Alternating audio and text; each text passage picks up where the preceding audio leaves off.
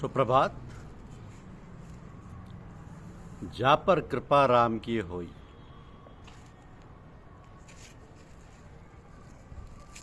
ता पर कृपा करे सब कोई। यह हमारी आज की आध्यात्मिक चर्चा का विषय। जा पर कृपा राम की होई, ता पर कृपा करे सब कोई। महात्मा जी के जीवन की एक घटना है कि गंगा पार जाने के लिए लगभग 5 बजे नाव पर चढ़े। उनके साथ अनेकों लोग और थे। मल्ला बूढ़ा था परंतु वीर था। उसका एक छोटा 17-18 वर्ष का लड़का भी था। कितना भी कहा सुना पर कोई न उतरा। नाव अत्यधिक भर गई। आंधी पानी आया, बिजली कड़की, बादल गरजे।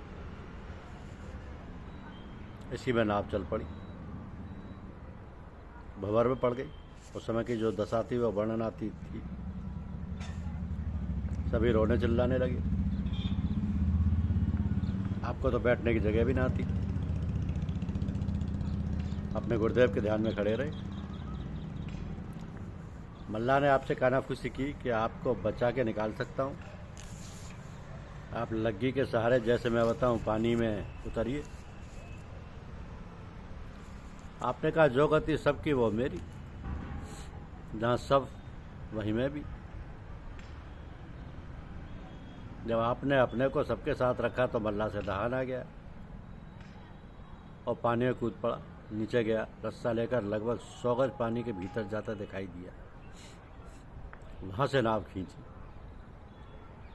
लोगों से उतरने को कहा, कोई ना उतरा। फिर भंवर में बह गई। ऐसे ही 4-5 बार हुआ। अंत में स्त्रियां हिम्मत करके उतरी। उन्होंने खींचा, पानी के बहाव से नाव बाहर आई। सबका बचाव हुआ। ईश्वर ने इस प्रकार सबकी रक्षा की। नाव में जो बैठे, जो वीरता की डींगे भरते थे, और शांति दुबके बैठे रहे, तो उसका पता नहीं। ऐसे दुर्घटना में उन्हीं में बलवीरता रही जिन्होंने भगवान को टेरा। उस भंवर में एक चमत्कार यह भी दिखाई दिया कि दूसरी नावें आती भागती, जो झूठी परछाई थी। जब भी आप उन पर चढ़ने की इच्छा करते, उनके श्री गुरुदेव जी सामने दिखाई देते। तो गुरुदेव की रक्षा में प्राणी सुरक्षित रहते हैं। कहा ना कि जाकर आके साइयाँ मार सके न कोई। तो जा पर कृपा राम की होई, ता पर कृपा करे सब कोई। ऐसी समस्या आध्यात्मिक जीवन में भी आती है। जहाँ जीने मरने का प्रश्न होता है, गुरुदेव रक्षा करते हैं। आप गुरु महाराज के दर्शन के लिए 5 बजे से जाकर 10 बजे लौटते, फिर 1 बजे जाकर 4 बजे तक, फिर जनाब लाला जी के साथ 7 बजे जाते और 10 बजे लौटते। तो एक सुबह लाला जी के वो वचन सुनाए जो उन्होंने आपके लिए कहे थे कि तुम्हारा बातिन यानी आंतरिक सब कुछ पूरा है, मालूमात की कमी है, सो जो कुछ कहोगे ठीक कहोगे। लफ्ज़ों की कमी से कोई मजायका नहीं, कोई हानि नहीं। तो आपने फरमाया कि जब मैं अलीगढ़ में था, सुबह कुल्ला करने के लिए एक लोटे में पानी जरा दूर चौकी पर रखा था। विचार में आया कि ये लोटा मेरे पास आ जाता तो मैं कुल्ला कर लेता। लोटा पास को सरक के आ गया। मैंने हाथ मुँह धोए। दूसरे दिन जब मैं गुरु महाराज की सेवा में गया तो आप मेरी तरफ मुखातिब होकर बोले, भाई मोहब्बत में सभी काम करना पड़ता है, मगर गुरु के असली होता है। तुमने जो किया वो हाथ से भी उठा कर किया जा सकता है। राम नाम को ऐसे व्यर्थ नहीं फेंकते। इतना कहकर गुरु महाराज बोले, करामात करके दिखाने की सख्त मुमानियत है। हाँ, जब कभी कुछ करना ही होता है तो बीच में आड़ देकर करते हैं कि जिससे किसी को पता ना चले और वो अपना कृतज्ञ होकर ईश्वर से दूर ना हो। तो किसी के सामने भलाई करना बहुत बेजा है। छिप कर के करे जिससे उसे पता ना चले और कृतज्ञता प्रकट ना करे।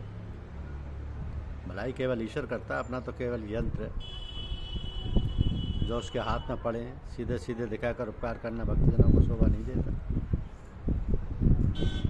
आपने फिर जिंदगी के वाक़यात बयान फरमाए।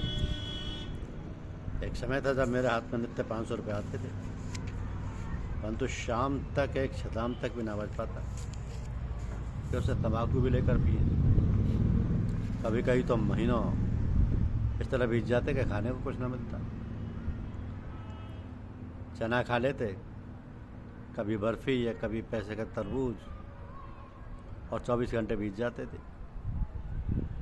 कभी कभी एक पाव दूध पी लेते थे। इसी प्रकार महीनों गुजर जाते, खाने का नाम नहीं। हाँ, जब कभी कोई खाना खिलाने ले जाता खा लेते। पड़ोस को लोग यूँ समझते कि इनका मुंह जो सवेरे देख ले उसे आहार ना मिले। बाजार के लोग कहते थे ये आए बेईमान की मूर्ति। तहसील वाले कहते ये तो आए ईश्वर बचाए, न जाने क्या झगड़ा पैदा कर दें। इस प्रकार लोग समझते। हाँ, कोई इलाकेदार मानते तो सैकड़ों रुपए मकान में रख देते, मकान खुला रह जाता।